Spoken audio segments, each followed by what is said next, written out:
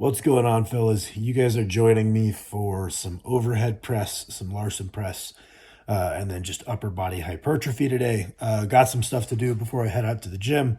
I got 2 meals to eat. I got a walk ode. I got to try to build some deadlift jacks, deadlift blocks potentially, and then I got a whole lot of coaching to do in between. But once that's all wrapped up, we will meet out in the garage. Someone pointed out that I did not see the load more questions button, and I missed the first 3 questions on yesterday's question video from the Patreon. So I figured I would just give my answers to those right here. That way I'm not snubbing these wonderful people. The first one is, do you ever experience neck pain / strain during overhead press or other kinds of shoulder volume, face pulls, etc.? No, I do not. That being said, I've always had a very strong neck. It was something we trained back when I boxed, and I think I've done enough lifting in the gym that it's continued to get stronger. And I think because it's strong, I've never experienced any pain. So potentially, I'm not a physical therapist. You could introduce a little bit of low scale neck training. Usually strengthening the surrounding musculature to a joint that hurts is a easy and consistently viable solution to making it not hurt anymore. Just off the top of my head, you might also want to work on your T-spine mobility. I think I could foresee a world in which poor T-spine mobility could manifest as some kind of strain in the neck, but that's a little bit of a shot in the dark. Oh, I think it's worth a try. Then the other one is, if as a recreational powerlifter, your bar position is high bar, what strength standard would you recommend before trying low bar? I am roughly going to be at a 2x bodyweight squat by the end of the block and was considering it. Any tips on how to start bringing it in would be really appreciated. Cheers. Okay, so this is a very interesting question. This is something that lots of good coaches that I respect will have differing answers on. Right, there's a school of thought largely touted by Chad Wesley Smith that early in the training career we should probably just do predominantly high bar because it teaches you a more pure squat mechanic. It really teaches you the concept of squatting with the legs, which I think is a pretty prevalent idea within maximizing. Apologies, I'm a little sick. Within maximizing the raw squat is trying to get as much work out of the legs as we can, and a high bar squat as our initial squatting pattern can kind of teach and reward that. And muscularly, it maybe develops the muscles we're looking to develop maybe a little bit better. So, and also do not cite the EMG studies say that the quad activity of a high bar and a low bar are the exact same.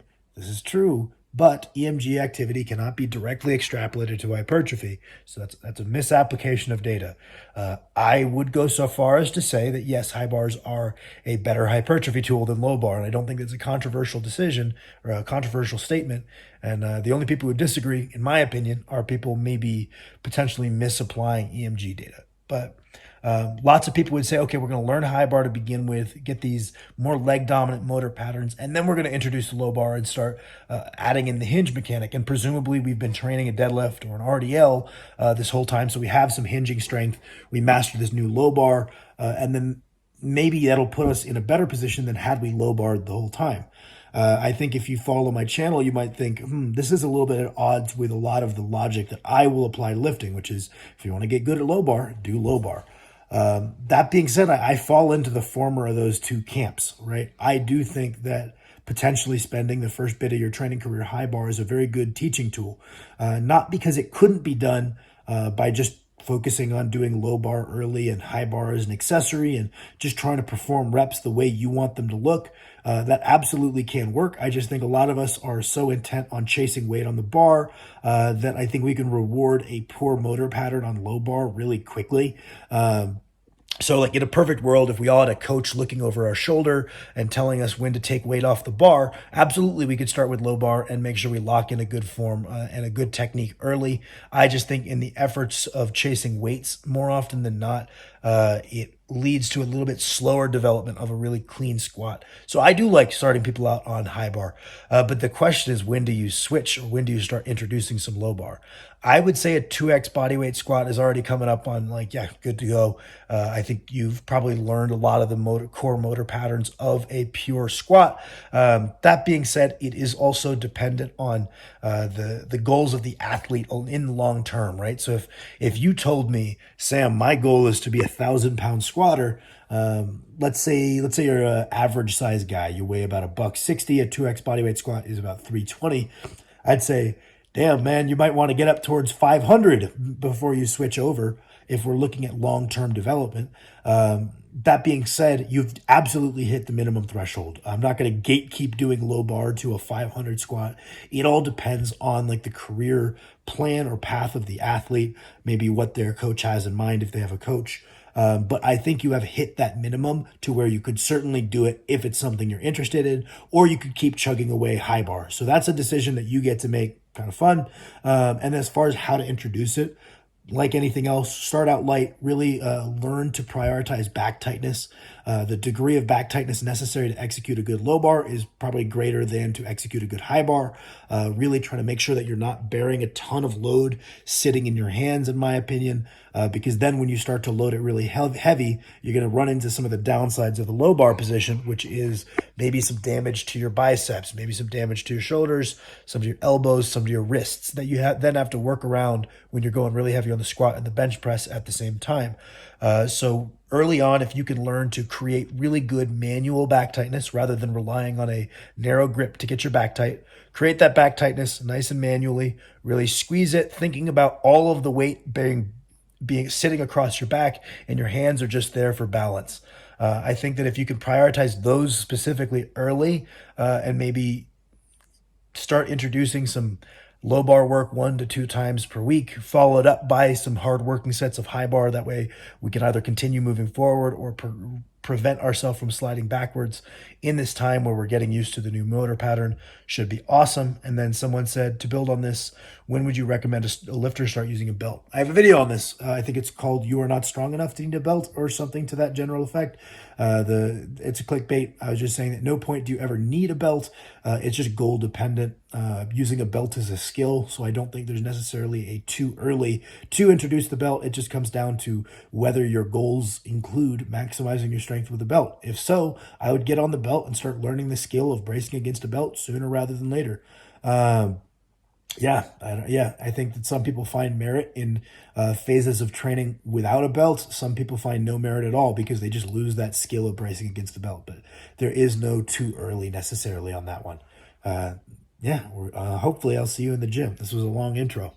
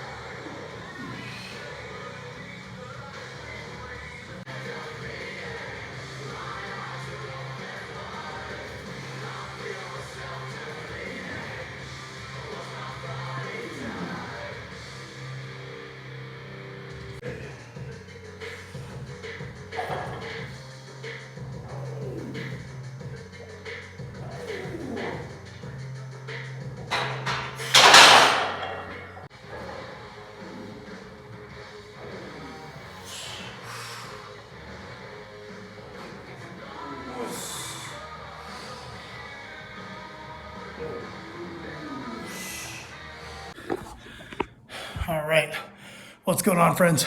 We just finished up our overhead pressing for the day. Things went okay.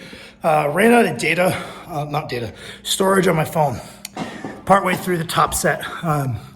I set a 4 at 285. So still probably 40 pounds off my best set of 4, but we're making good progress. I was able to get a bit bigger range of motion today, which was cool. Do some mobility I did last night without aggravating my rotator cuff strain. Pretty happy to be getting my overhead range of motion back. So that's cool. Pretty happy with that. Pretty unhappy with how that last rep looked on my overhead, or at least how I assume it looked. The uneven floor has definitely been getting to me a little bit on these. Might take out the level and find somewhere else to move the yoke in here so that I can do them even. Aside from that, looked pretty good. Moved on to my back downs. I did my first back off 8 at 2 plates. That was slightly overshot, so I dropped back to 210 for 2 more sets of 8.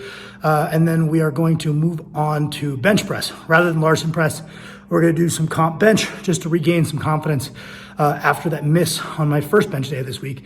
Then it'll be back to Larson press on this session. I think I'll do my back offs Larson.